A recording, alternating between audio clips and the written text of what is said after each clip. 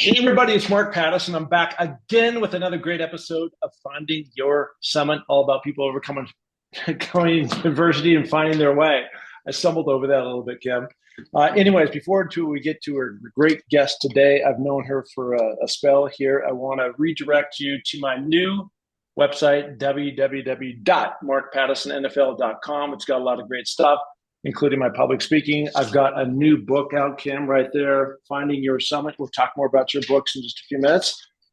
There's also a free giveaway called What's Your Everest? You want to figure out a way to actually accomplish things. This is a 65-page free giveaway. Go onto my website and download that, and off you will go. And I also have an event coming up here in September we'll talk more about, but stay tuned on that. Okay. On that note, let's get into my wonderful guest. I've known her for quite some time. Her name is Kim Alexis, former supermodel back in the 80s, my era. Yep. Kim, how you doing? I'm well. How are you? I'm doing fine. I'm doing fine. I know that we originally met at the Steve Azar event down in Mississippi. That's always a challenge to get to, but both you and the hubby and myself and Doris always find a way to make that happen, even though it's a bit of planes, trains, and automobiles. But, giving back is what it's all about. Yes. Yeah. And I find that being around other people that love to give back is great also because they're just warm and kind and friendly and you meet new people as you and I got to meet each other. So good Yeah, like-minded people. no, it's fantastic. All right. So, Kim, a lot of this today is about leadership and like how we go forward. And I think you've done a really great job of reinventing yourself several times. And even though obviously I was never a supermodel, but when we start talking about a lot of your fame came back in the 80s when you were on Sports Illustrated, I think 6 times, and then that blew up to a lot of other things for you. But beauty only lasts so long, and it's superficial, and all those things, and so that you have to reinvent and you go forward. But let's just go back and talk about you're in Buffalo, you get discovered, and what that was like to be 17 years old, and then having that kind of fame come at you at that kind of speed at that time in your life, with you really trying to digest what that all means for you going forward. Right. Well, a lot of it was also learning the fashion business because I was a swimmer. So I had never looked at magazines. I'd never put makeup on really. I didn't know any of that. So there were a lot of new things to learn. And for me, I just kept my mouth shut and listened to all the experts talking about whatever it was, makeup tips and fashion and all these different things and photography and really just keeping my eyes open because for me it was learning. It was different for you, I guess, because you transitioned from high school to, college and then off to the pros. But for me, it was a whole new business. So I really had to keep my mouth shut. And it was more about showing up and being prepared, just like an athlete, but you have to show up and you have to be prepared and ready to go and have a good mindset. And that's what I learned. And I learned I had to set boundaries about what I would and would not do, and where I would and would not go, and how late to stay out. And I was just had just turned 18, so I had to learn to do all those things on my own. I no longer had a coach. I no longer had parents to tell me what to do. I was alone in New York City, and I could have spiraled out of control, but I don't know. I had a good head on my shoulders, still do, hopefully, and and so I survived. Yeah, I think like a glaring difference, and one of the things that kind of a difference between like my career and a little bit between you and Steve. And I had Steve on last week, and we talked about longevity, and this is what we're going to talk to you about too. And that is, as an athlete, I capped out at 30, and then you go off the cliff, and then what, right? Yeah.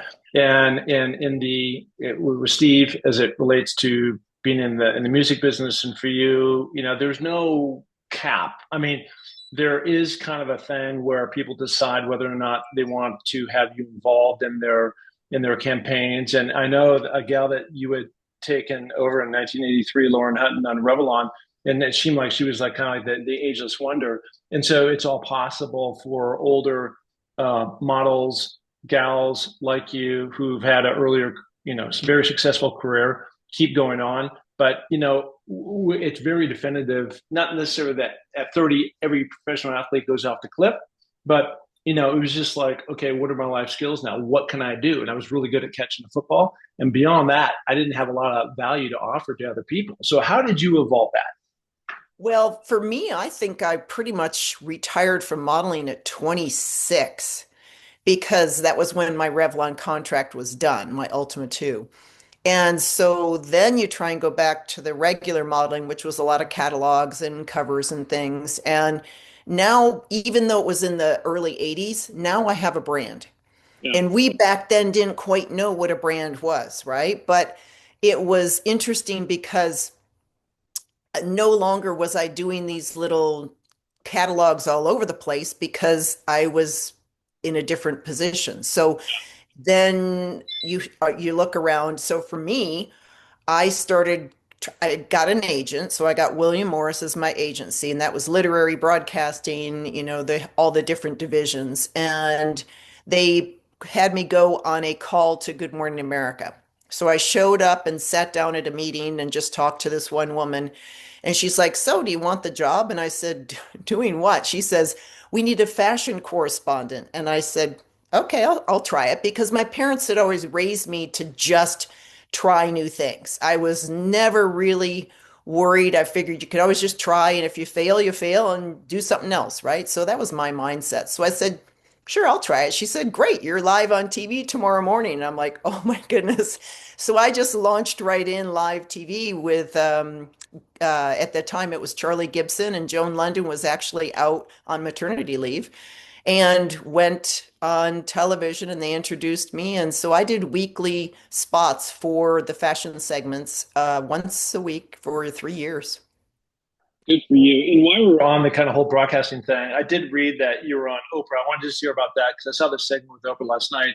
And talk about somebody, I wouldn't say she's necessarily reinvented herself, but a lot of it's kind of surrounded the whole subject of weight loss and trying to really maintain it and being, okay with where she is today, which by the way, she looks fantastic at 71 and what she kind of wants to do going forward. But there was a moment in time, it sounds like you're on the Oprah show and also Larry King. I'm just interested because I used to watch both those. I mean, not religiously, but, Yeah. certainly Larry King was an icon of the media business and Oprah I mean, what she did was nothing short of just spectacular. And even in this interview yesterday on CBS Good Morning, she was talking about that she can't even believe she is in that position that she is in today. Right, right. Yeah. And what gets you there, I guess, is what we ask as broadcasters or people. You and I were in front of the camera now. So it's like, what makes that successful? And I think it was her love of other people and trying to help other people and really curious about what makes them tick. And she was just very good and warm and friendly, and she was wonderful to me. So I just really enjoyed it. I think we did a fashion segment, and then I was on also on best bodies, believe it or not. She had all these different categories of people. So one was football. I don't know why you weren't there, Mark. One was like wrestling. It was all these different things. And then they had me as the model to have best body. So it was pretty interesting, but it's fun. It's fun to be on her show. Yeah, well, again, you're kind of tapping into this, and this is what, again, going back to Steve Azar, because this is how we met. He's just done a great job of staying in the game and being open to a variety of different opportunities, and then within each one of those segments, being very kind and friendly, which you are, to the people that are within that vertical, to want to, whether they have you come back or that there's a beginning and an ending, to then take that and leverage that to your next thing. And one of those things too, and I swear to God, of all these things I've done and climbing these mountains and Everest and Sports Illustrated and these other things, the hardest thing I've ever done is write a book. And today, my final version just came today. And so I'm going to approve it and we're going to go forward and stamp it. But I was looking at your book and you've done, I think, 10. And I don't know if Slick Tips is your last book that you did because there's a kind of descending the way you Yeah. display them. But Yeah. I was just blown away. Like, this is so hard for me, and you must be a naturally gifted writer or something. Very Uh, difficult. well, I know. And actually, what was learning on Amazon because they're ebooks. So I had to learn on Amazon when I was in school. I was a great student. So I loved being a student. And that doesn't go far in the modeling business, by the way. But I love the whole idea of writing and then backing it up or using a quote to enforce what you were trying to say. And with Amazon, you can't do that because it's plagiarism. So everything had to be, I feel, this is what I learned, this is what I think. And it was just a whole different way of writing where I didn't have to take a quote from somebody or back it up like a bibliography or anything. So it was pretty neat, Yeah. just the process. Well, again, I go back to what I just said. I mean, this took me 2 years to do, and you obviously are a more skilled writer than I am. But when you think about your life and how you want to organize that and what would be interesting to somebody else, and then do it with some kind of story tied in, so it's not just sporadic, going over Right. here, going over there. I found for me that was a very difficult process. Oh, yeah, no, I like that part. See, that's why you're a good student. I wasn't. So that's all good. Okay. So one of the things I know you've done other writing in Yoga Journal, Better Living, or Better Nutrition, Men's Journal. You were writing for a magazine that I was in charge of at one point. So this must be something that just comes natural, and you love to do it, and you just love coming up whatever you're inspired with for the day, and then how that's going to go forward. And why I say that, you've got this. I saw this on your website, to inspire healthy living around the world, to empower women to believe that true beauty comes from within. And so I think, now we're jumping over generations, and we're kind of coming front and forward to today, kind of what you're doing as you're continuing to stay relevant, which is awesome. You have these 10 books, you've had this past, career, but I think it's really around this whole health thing. And we're roughly the same age, and I'm in the same zone, right? So it's a point in time in at least my life where you're kind of starting to see, well, I don't know if I'm on third base or second base or what, grounding home, but Right. I'm going to try to like maximize every single minute of that, and eat and do things that are going to benefit my life, my body, my health, my Right. spirit, and all that kind of stuff in the best way. Right, right. And part of that is I'm the wellness ambassador for all the trilogies, which are active adult communities around the country. Mm. So I get to make meal plans for them and encourage and inspire them. And because I was the wellness ambassador and some of that is fitness, I went and got certified as a group fitness instructor. And I just finished completing my integrative health practitioner certification. So I now studied more functional medicine and how different things affect other things and symptoms and at home testing. And so that's where I'm at now, is just diving deep into that. So a lot of people are caught up in this whole thing about inflammation, right? And that has such a just a amazing, well, I wouldn't say amazing, but a detrimental effect, Yes. right? In terms of the way people feel, their joints hurt, disease. Give us a couple tips on reducing inflammation in your body, and just trying to, again, going back to this whole thing about inspire healthy living, to be the best version of yourself.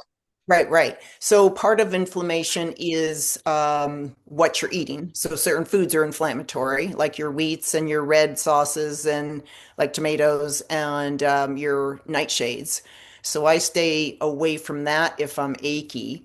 Other people would think it's oxalates, and I can't even give you a list on that right now. But the other thing to do would be to take more omega-3. Most likely, many of us are imbalanced between the omega-3 and omega-6s. So we get tons of omega-6s in our diet. And what we need are more omega-3s. And most of us don't eat 4 to 5 servings of salmon, sardines, anchovies, or mackerel. Those four things are very high in your omega-3s. So because we don't eat those, many of us should supplement with omega-3s, and that will help reduce inflammation. But you should not take it if, and I'm not diagnosing anything, but you should not take it if you have blood thinners, if you're on blood thinners, because it Yeah. thins the blood. Yeah, well, that's the reason why I'm so healthy. Is I grew up in the great state of Washington, Seattle, where we have major amounts of salmon flowing through the Pacific or Puget Sound area and out into the Pacific Ocean. So it's a great place to be. As you are thinking about because I think let's go back to the mental health of this. A good friend of mine is Mariel Hemingway, and she's really, Oh, uh, deep with, just because she's had five suicides in her family. And we're not talking about suicide as much, but I think around this whole thing about healthy eating, and you just kind of we're zeroing in more on the nutrition part of that. And I think there's the mental wellness, and I'm just talking about, uh, you know, being in the environment that you live in. I live in Sun Valley, Idaho, because that's where I choose to live. If you're down in Scottsdale, Arizona, it's beautiful weather there most of the year. Maybe not last week when it was pouring down rain, but most of the time, it's a very happy, joyful. The sun brings out certain things, but it's just not about the sun. It's the community. But how do you feel about that in terms of trying to really integrate this whole thing? well, I grew up in Buffalo, so I was happy growing up. I didn't know any better. I Yeah. mean, where we grow up, we don't really, most of the time, we don't have a choice where it's where our parents want to be. So to me, it's all mindset. And I'm always looking at positive. I'm always looking at the future of what I want to do and my potential and how can I help other people. I think that's super big for mental health is giving back because when you give back to others, it's pretty hard to be depressed and Yeah. self-centered.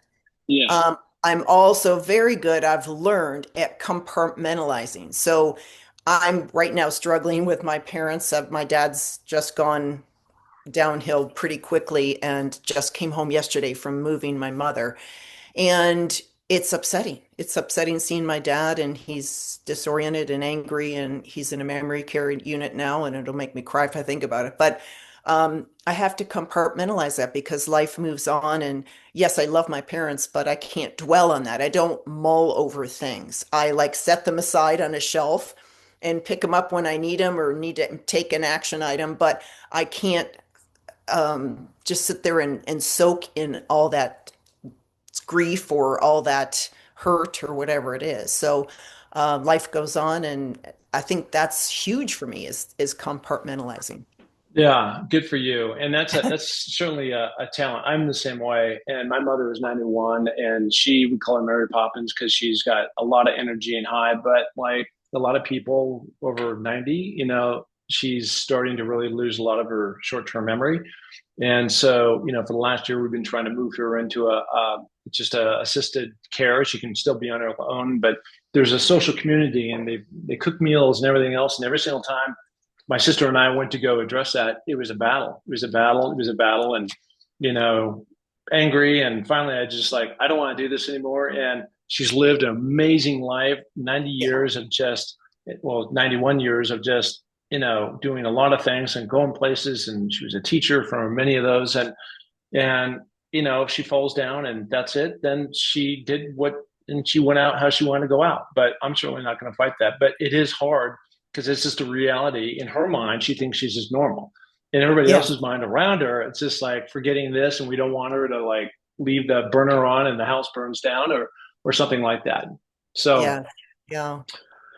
Yeah. So anyway, it just is what it is, and I think when you can do that, getting this back to, it's just not like you or both of our parents, but it's really this whole topic around knowing how to deal with certain things that come up in everybody's life. And if you haven't had one, guess what? It's coming. And Yeah. how to just like deal with that on its own and then go on, and while life doesn't have to stop and go backwards and really think Right. about things going forward, which is sounds like you've got a great ability to do. Awesome. Yeah, Good for and you. I don't ever want to be a victim again. I mean, I've had two divorces, and instead of dwelling on all that, you just pick up and you move on. And there's tons of life stuff. We all have it. It's just a matter of how we deal with it. Yeah.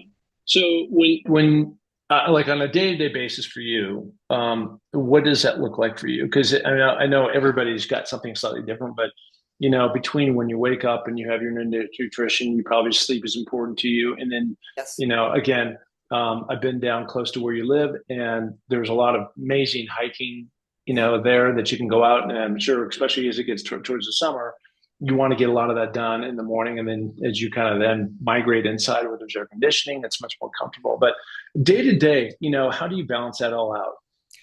I number one, I think I'm probably different than some others because when I was modeling, I was self-employed, and some days I would be at this place, and someday it was this place. Someday I'd do my makeup, some days it was done.